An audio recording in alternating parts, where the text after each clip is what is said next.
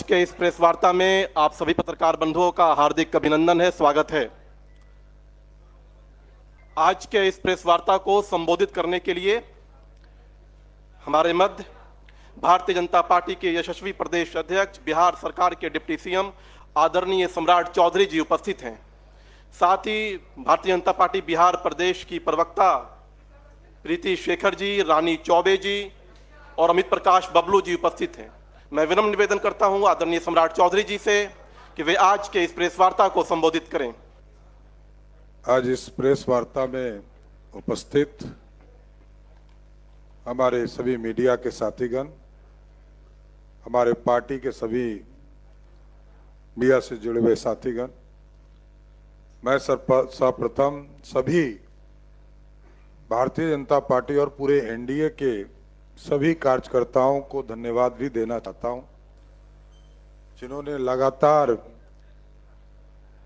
पिछले 2-2.5 महीने से लगातार एनडीए को और नरेंद्र मोदी जी के नेतृत्व में देश में 400 पार और बिहार की 40 की 40 सीट जीतने के लिए पूरा प्रयास किया है। मैं सभी कार्यकर्ताओं को भी धन्यवाद देता हूं और सभी मीडिया के भी साथी को धन्यवाद देता हूं कि आपने लगातार कवरेज भी किया, सारे चीज़ों को, प्रचार अभियान चले। अब परसों अंतिम मतदान भी है और 4 तारीख को रिजल्ट भी आने वाले, तो मैं सबका धन्यवाद भी करता हूं। एक अप्रिय घटना अभी तक छपरा में हुआ और पूरे देश में शांतिपूर्वक चुनाव हुए, ये इतिहास के लिए एक अच्छा दिन भी है और आगे परसों का भी चुनाव हो, पूरी तरह शांति से हो, सबके सहयोग से चुनाव हो और बिहार श्रेष्ठ हो, बिहार आगे बढ़े, देश आगे बढ़े, यही कल्पना हम लोग कर रहे हैं।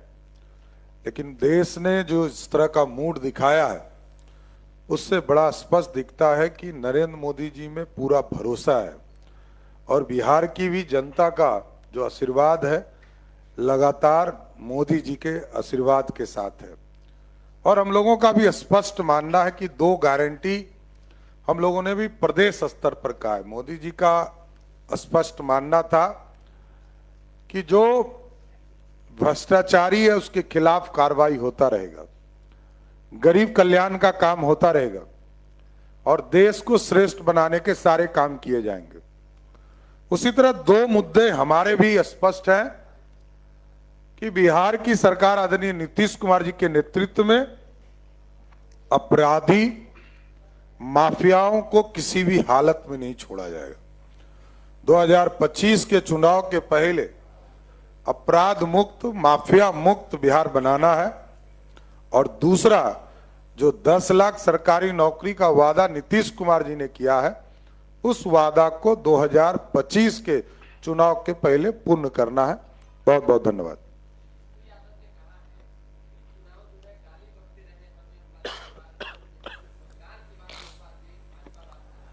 अब बेचारे को कुछ पता ही नहीं है तो क्या किया सकता है।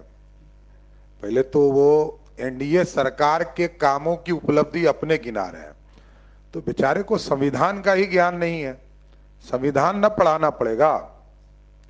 और स्वाभाविक है कि बिहार में लालू परिवार छोड़ के है क्या? राजद का मतलब लालू परिवार होता है, पूरा सीरीज बना हुआ है। किसके बारे में बात करें? लालू जी के भ्रष्टाचार के बारे में बात करना होगा। लालू जी ने जमीन के बदले नौकरी दिया, जमीन के बदले एमएलए का टिकट दिया, जमीन के बदले भारत सरकार में मंत्री बनाया, तो चर्चा कोई पाकिस्तान का करेंगे क्या? एकदम लालू जी ने पूरे बिहार को लूटा है, इसको छोड़ कैसे सकते हैं? बिहार में गुंडा राज स्थापित किया है, उस व्यक्ति को छोड़ा नहीं जा सकता। और जिस व्यक्ति ने बिहार के पशु के चारा को खाने का काम किया हो, अलकतरा पीने का काम किया हो, बाढ़ घोटाला किया हो, उसके बाद भी कहते हैं किसकी चर्चा करूं? मोदी जी की चर्चा आप सुन नहीं सकते हैं, तो आपको क्या सुनाना है? मोदी जी ने गरीबों के लिए काम किया और साफ साफ बताया गया आजादी के 70 वर्षों में जितने घर नहीं बने, उतना उससे अधिक घर मोदी सरकार ने 10 साल में बनाए। बिजली का गांव-गांव बिजली पहुंचाने का काम मोदी सरकार ने किया।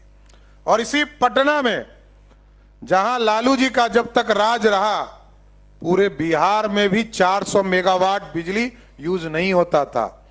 आज सिर्फ पटना में 800 मेगावाट यूज होता है। अब यही तो बदलाव है। घर घर बिजली पहुंचा दिया गया, खाने के लिए अनाज दिया गया। जब कोरोना की स्थिति थी तब खाने के लिए कोई नहीं दे रहा था, दुनिया में कोई नहीं दिया। वैक्सीन देने का काम मोदी सरकार ने किया। अब तो इलाज कराने का काम भी मोदी सरकार कर रही। और आपको जानकर आश्चर्य होगा कि आप लोग जितने लोग यहां पे स्केल पर होंगे, सबका ईपीएफओ कटता है। तो आप समझिए, जहां जिस प्रदेश में मात्र 11 करोड़ 2014 तक 11 करोड़ लोग थे रजिस्टर ऑर्गेनाइजेशन में, आज वो 27 करोड़ है। 27 करोड़ का मतलब क्या हुआ? 16 करोड़ लोग सीधे एम्प्लॉयमेंट से जुड़े। तो ये तो देखने वाला नहीं है ना कोई।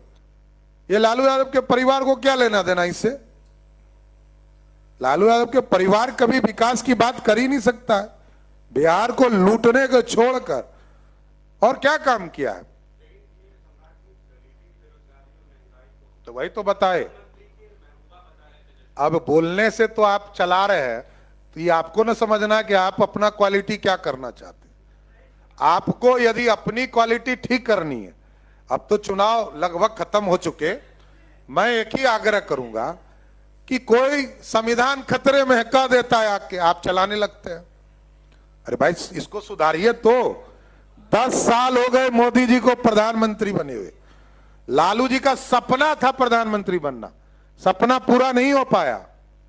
मोदी जी 10 साल से प्रधानमंत्री हैं। और लालू जी को चैलेंज करता हूं कि बताए कि कब आरक्षण दिया हो। ये तो कभी आप दिखाएंगे ही नहीं। किसी मीडिया ने नहीं लिखा होगा कि लालू ने कभी आरक्षण नहीं दिया। तो देखिए, आपको जो दिखाना है आप दिखाते रहिए, आप उसके लिए स्वागत योग हैं। सच्चाई दिखाने का काम कीजिए, पता चल जाएगा। एक एक करके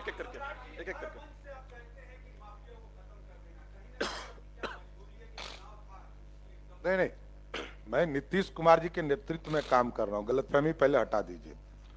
नीतीश कुमार जी ने ही कानून का राज बिहार में स्थापित किया। मैंने वो भी दिन देखा है। हमारे घर में मेरे पिताजी उसके पहले 4 टर्म एमएलए रहे हैं। लालू यादव जी ने मेरा घर तोड़वा दिया। हम लोगों ने एक मच्छर नहीं मारा होगा, जेल में रहा हूं 88 दिन, लालू यादव के अत्याचार को सहा हूं। वो दिन भी देखा हूं। तो मैं ये कह रहा हूं कि कानून का राज स्थापित, और जो माफिया उसके लिए कानून बनाया है, जो जो उसमें संलिप्त होंगे उसको जेल में डालूंगा। ये बेकार का फालतू की बात है। एक हो गया। अच्छा, तेजस्वी यादव क्या करेंगे? तेजस्वी यादव क्या कहेंगे? तेजस्वी यादव तो कुछ कह नहीं सकते हैं ना, वो तो भ्रम ही फैलाएंगे ना। अरे आप, नीतीश जी ने क्या कहा? नीतीश जी के पूरे चुनाव कार्यक्रम को आप सुनिएगा तो आपको अपने लगेगा कि नीतीश जी क्या बोल रहे हैं।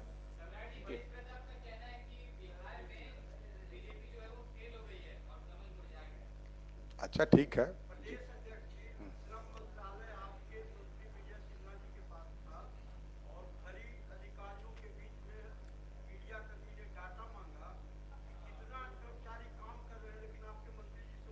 नहीं, ये इंटरनेट पे उपलब्ध है सर। इसके लिए पूरा देश जानता हो, हम क्यों नहीं जाने, आप क्यों नहीं जाने। नहीं, देखिए, ये पूरी तरह ये पूरा डाटा इंटरनेट पे उपलब्ध है। ये कोई घर में रखने वाली चीज नहीं है।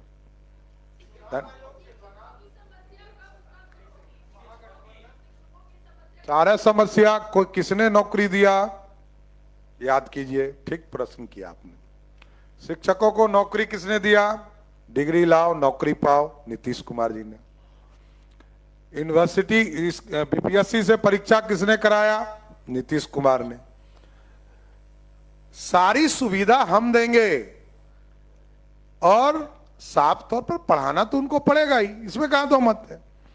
बच्चे को पढ़ाना, हमारी क्वालिटी ठीक करना है। परीक्षा का एक ही कारण है कि हमारी क्वालिटी अच्छी हो। हमारे शिक्षक को किसी ने नहीं कहा है कि नौकरी खत्म हो जाए। 100% मैं गारंटी देता हूं कि एनडीए की सरकार एक भी शिक्षक के नौकरी को समाप्त नहीं करेगी। हमने कोर्ट में लिख के दिया और आगे भी तय है क्वालिटी, इसलिए कि डिग्री लाओ नौकरी पाओ के इश्यूज पर आरजेडी ही हल्ला कर रही थी, तो हम तो क्वालिटी सुधारने के प्रयास कर रहे हैं। आगे देखते हैं और सुधार की जरूरत होगी और किया जाएगा। Shailendra ji from news 18।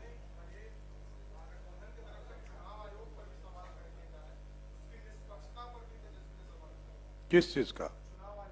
क्या क्या ट्रस्ट पे? अभी तक तो चुनाव में ऐसा कोई घटना, अभी तक तो उन्हीं की बहन पर आरोप है कि उनके ऊपर एफआईआर क्यों नहीं हुआ। जब हम लोगों ने कहा तब एफआईआर हुआ। आप सोचिए कि अभी तक इलेक्शन कमीशन ने तो एक तरह से उस दिन जबकि घटना घटी तो रोहिणी आचार्य ने वहां जाकर पूरे बूथ को डिस्टर्ब करने का काम किया और एफआईआर जब पूरी घटना घट गई तब जाकर एफआईआर हुआ। हम लोगों ने कहा इसको जांच करो, आखिर कोई घटना घटता है तो उसका नींव क्या होता है, कहां से शुरुआत हुआ, कार्रवाई तो होगा, छोड़ा कैसे जा सकता है।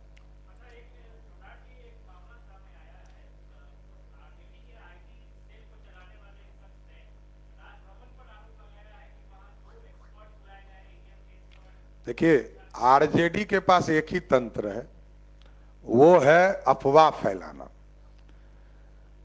आरक्षण खत्म, 2015 का चुनाव उसी के आधार पर चुनाव लड़े थे लालू जी, तब भी आरक्षण खत्म नहीं हुआ। लेकिन मैं तो चैलेंज कर रहा हूं, लालू जी बताओ तो आप कब आरक्षण दिए, कब आरक्षण दिए?